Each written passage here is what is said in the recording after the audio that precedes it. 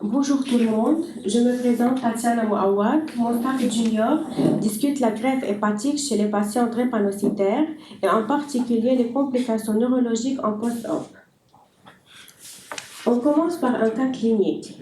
Une madame L, patiente âgée de 52 ans, qui présente une drépanocytose SS depuis l'âge de 2 ans avec un profil hyperhémolytique, une cholestase chronique et qui a rapporté un ictère clinique, des lombalgies et une asthénie importante.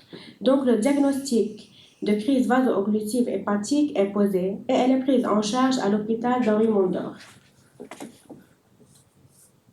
Durant son hospitalisation, elle a aggravé sa biologie. Elle avait une bilirubine totale de 530 micromoles par litre, un TP à 30%, nécessitant son transfert en réanimation médicale, où elle a subi un échange transfusionnel avec 6 globulaires permettant une HbF de 17%, d'où son inscription sur la liste d'attente de greffe hépatique avec un MELT à 30.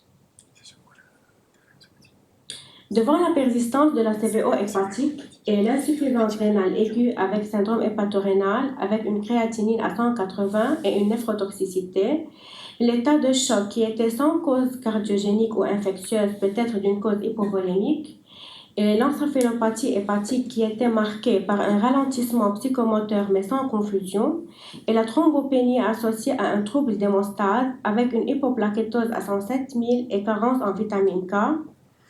La patiente est transférée en réanimation à l'hôpital Paul Brousse, où elle est rapidement prise en charge avec un complément de bilan hépatique, dont un scan cérébral, qui a montré un anévrisme du tronc basilaire et une malformation artério-veineuse pariétale supérieure gauche, avec 3 anévrismes associés.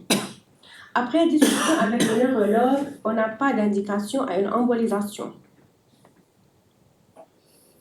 Devant la progression de la dégradation de la fonction hépatique avec un TP à 14% et une dégradation de l'état neurologique avec un Glasgow score entre 10 et 11 et augmentation du MELD à 43, heureusement on a appel à une TH le 7/11/2022 et la transplantation était faite. En per-op, la durée d'ischémie portale était de 6h04 minutes, la durée d'intervention totale 7h48 minutes. Des particularités per-op, drainage d'acide à 600 ml avec un syndrome de reperfusion sévère, perte sanguine à 7400 ml avec transfusion de 7 globulaires, 6 PFC, une unité de plaquettes. Sortie de la patiente du bloc avec 2 mg de noradrénaline en fin d'intervention. En post-opératoire, patient toujours sédatée, intubée et ventilée avec FiO2 à 50%. Elle était stable sous noradrénaline, mais dégradation de hépatique quelques heures après, avec un TP à 16%, une bilirubine totale à 246 et cytolyse importante, azate et alate élevée. Donc, on a demandé un scan abdo-pelve et cérébral en urgence. Le scan abdo-pelve a retrouvé une thrombose portale avec une nécrose hépatocytaire et le scan cérébral a retrouvé une hémorragie sous-arachnoïdienne frontale gauche spontanée. Donc, le tableau est en faveur d'une primary non-function du greffon avec une coagulopathie sévère. La patiente est inscrite en super-urgence de nouveau après avis neurochirurgical. Mais il y a eu une aggravation neurologique de nouveau, confirmée par un scan cérébral qui a montré un hématome sous-dural droit avec effet de masse et importante déviation de la ligne médiane, un engagement sous-factoriel et temporal, et bilatéralisation de l'hémorragie sous-arachnoïdienne en nette majoration. Devant cette aggravation neurologique et après discussion, on a décidé de retirer la patiente de la liste des super-urgences et décès de la patiente le 11/11/2022. Ces images montrent le scan cérébral à gauche qui identifie l'hémorragie sous-arachnoïdienne gauche et à droite l'hématome sous-dural droit. Nous avons été interpellés par cette complication neurologique et surtout qu'elle a été discutée au staff avec le neurochirurgien avec une décision que pas de geste neuroradiologique.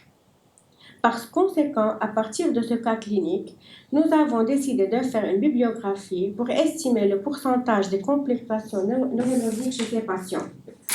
Mais que la littérature est pauvre, nous n'avons trouvé qu'un seul article concernant ce sujet préparé par l'équipe de Mondor, qui est un hôpital spécialisé en drépanocytose. Cette étude faite en 2013 par l'équipe de Mondor, voici les patients et méthodes. C'est une étude rétrospective incluant 12 patients, 6 hommes et 6 femmes, 13 transplantations hépatiques, un cas a été transplanté 2 fois, dont 7 ont été réalisées dans les 30 derniers mois. L'âge moyen était 35 plus ou moins 8 ans, avec un score de MEL de moyen à l'inscription 38 plus ou moins 12. 84% des patients étaient sujets d'une transplantation hépatique suite à une insuffisance hépatique aiguë, 8% suite à une hépatite fulminante et 8% suite à une hépatite auto-immune subfulminante. 50% des patients requérant des vasopresseurs en réanimation, 4% étaient sous ventilation assistée et 4% traités par épuration extrarénale de type Mars. Comme complications en post-op, on trouve des complications comme complications vasculaires hépatiques, complications neurologiques, infections intra-abdominales, rejet aigu. Mais ce qui est évident sont les complications neurologiques avec le plus haut pourcentage à 58%. On avait un patient qui a été retransplanté en urgence pour des complications biliaires chez un greffon partagé. Pour le pronostic en post-opératoire, la survie était de 75%, alors que la mortalité était de 25%, suite à une thrombose de la veine porte, un choc septique et un rejet sur aigu. Ayant été frappés par les complications neurologiques, nous avons décidé de faire une étude rétrospective locale concernant les patients drépanocytaires greffés à Paul-Brousse entre les années 2019 et 2022. C'est une étude rétrospective incluant 5 patients, 3 hommes et 2 femmes. Le recueil des données est obtenu à partir des dossiers de la réanimation, du service hépatobiliaire et des consultations d'anesthésie. Avec un âge moyen 35 plus ou moins 17 ans, le score MELD était au minimum 11 et au maximum 43. 3 patients étaient hospitalisés dans le service alors que 2 en réanimation.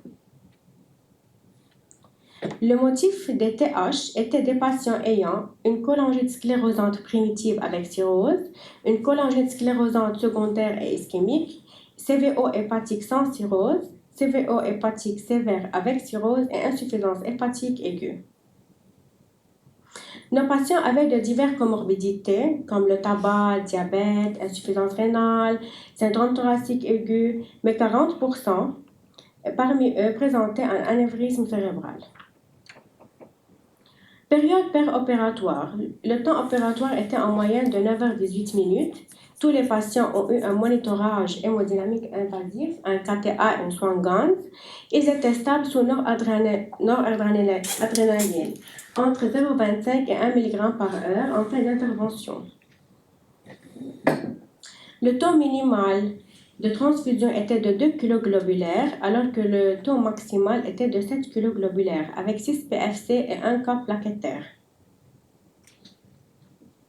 On a eu plusieurs complications en post-opératoire, telles thrombose du porte, coagulopathie sévère, insuffisance rénale aiguë, mais on remarque la présence aussi d'une hémorragie sous-arachnoïdienne et d'un hématome sous-dural. 4 patients étaient extubés à J1 post-op, alors qu'un seul a resté sous ventilation mécanique pour des causes neurologiques, rénales, neurologiques, rénales, hépatiques et coagulopathie.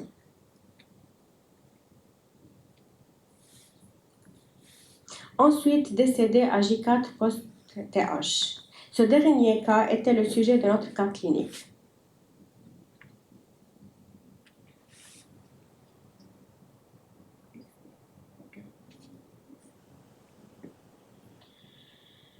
Alors, la transplantation hépatique dans le cadre d'une insuffisance hépatique sévère chez un patient drépanocytaire est réalisable mais semble être associée à une mortalité périopératoire plus importante, et notamment neurologique, que pour les autres indications de la greffe hépatique. Finalement, la question qui se pose, quelle attitude a engendré devant les anévrismes cérébraux chez les patients drépanocytaires et sujets de transplantation hépatique, a embolisé ou non, et ça reste une discussion ouverte. Merci pour votre attention.